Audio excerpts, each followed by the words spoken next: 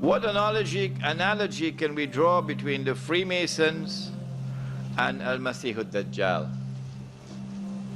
The Freemasonry movement has its origins and its roots in ancient Israel and in the Old Testament.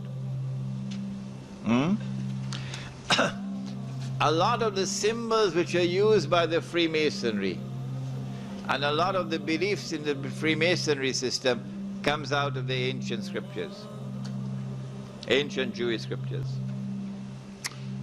But the Jews have transformed the Freemasonry movement to be an international movement, not an exclusively Jewish movement. So that the link between Freemasonry and Judaism no longer exists today in the popular consciousness.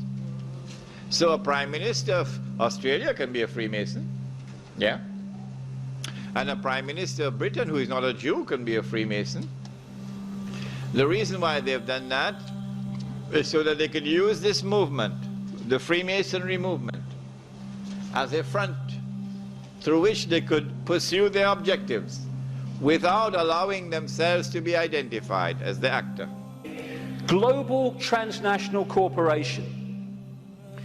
What you have with a corporation is you have a headquarters somewhere in the world, and then in each country you have subsidiary companies of that headquarters, that central point. And all the subsidiaries in the world carry out the policy of the central point. Well, what these Illuminati hybrid family networks have done is create exactly the same, but instead of companies, they are secret society networks. So you've got the center of the web in Europe for historical reasons, at operational level anyway, places like London, not the British government, the secret society center in London. In Rome is another one, the Roman Church, Rome, and other points in Europe.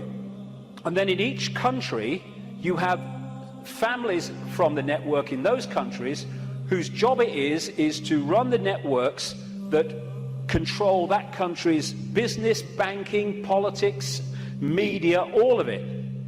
And so what you have is from this central point in Europe, the center of the web, all these different places and countries all over the world then impose on their country what is being dictated here. And that's why as I travel around the world, I see the same things being introduced in different countries at the same time, overwhelmingly justified by the same excuses. It's all a global network.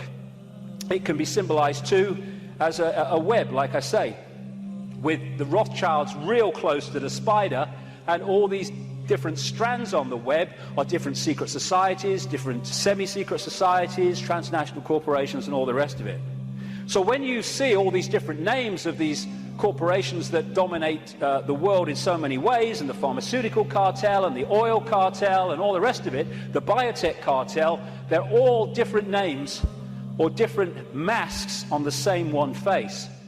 And so you have this structure where outside of visible light you have the reptilian control system, comes down through the Illuminati families, and they control the people in power to push the world in a certain direction. Another way of looking at it here. You see, all these different people, these fight among themselves and all the rest of it, though if it gets out of hand they get sorted. So these sit on the top of all these different countries. They control these different areas of their societies, and the people are then played off against each other. These buggers don't go to war, they tell these buggers to go to war. And if we stop going to bloody war, game over. But we do. And at the top of this pyramid of manipulation is a group, an elite, who really pull the strings, which researchers know as the Illuminati, which is like Latin, as I understand it, for the illuminated ones. It's a name that goes back thousands of years. And if you think about it, every structure in our world, from a small business to a secret society, is based on a pyramid.